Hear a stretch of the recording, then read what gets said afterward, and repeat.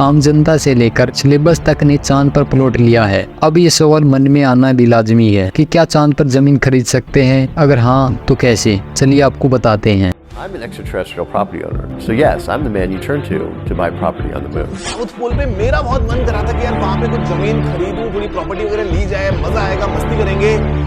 Just kidding guys, मैं already ले चुका हूँ। भारत ने चंद्रयान 3 मिशन की सफलता के बाद से ही चंद्रमा पर इंसानों की कॉलोनी कब तक बसेगी, इस पर चर्चा जोरों पर है। 23 अगस्त को चंद्रयान 3 ने चंद्रमा के साउथ पोल पर लैंड किया। चंद्रयान 3 की सफलता की खुशी में जम्मू के एक बिजनेसमैन ने 25 अगस्त को चांद पर जमीन खरीद ली। पहले भी कई बार हमारे सामने ऐसी खबरें आई हैं। पति ने पत्नी को चांद पर जमीन गिफ्ट की, बहनों के लिए भाई रक्षाबंधन पर चांद ले आया। हाल ही में बीजेपी के नेता ने अपने बेटे के लिए चांद पर जमीन खरीदी। उत्तर प्रदेश के नेता ने कहा, बेटा चांद की तरह ही लगता है, इसलिए चांद का टुकड़ा देने का डिसीजन लिया।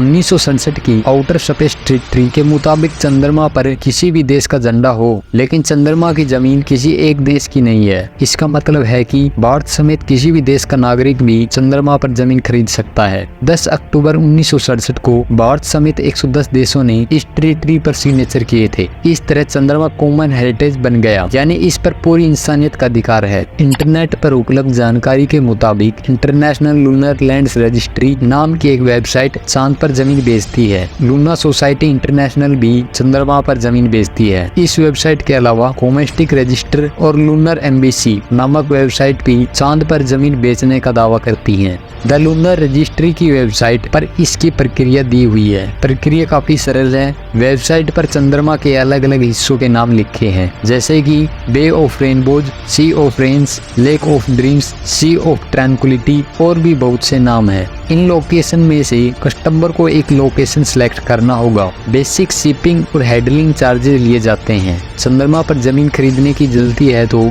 उसके साथ और भी चार्जेस लिए जाते हैं। द लूनर रजिस्ट्री के मुताबिक अलग अलग क्षेत्र में जमीन खरीदने के लिए अलग अलग कीमतें हैं। जैसे बे ऑफ रेनबोज में 1 एकड़ जमीन की कीमत $27 के आसपास है, लगभग 2200 रुपये है। ठीक इसी तरह से लेक ऑफ ड्रीम्स में 1 एकड़ जमीन की कीमत लगभग $23 है। लूनर एम्बेसी की वेबसाइट $34 से $604 यानी कि 2800 रुपये से 50,000 रुपये तक में चांद पर जमीन बेची जा रही है। डेनिस ओप नामक शख्स ये साइट चलाता है और उसका दावा है कि सिर्फ उसी का चांद पर जमीन बेचना वैध है। इंटरनेट पर कुछ यूजर्स और कुछ रिसर्च के मुताबिक चांद पर न तो कोई जमीन खरीद सकता है और न ही बेच सकता है। इसकी वजह से आउटर स्पेस ट्रीटी चांद पर जमीन बेचने वालों की राय थोड़ी अलग है। उनका दावा है कि ये ट्रीटी सरकारों के बीच तय हुई थी। आम लोगों से लेकर इंडियन सिलेबस तक चांद पर जमीन खरीदने के मामले में कोई किसी से पीछे नहीं है। बताया जाता है कि स्टार सुशांत सिंह राजपूत, बॉलीवुड के किंग खान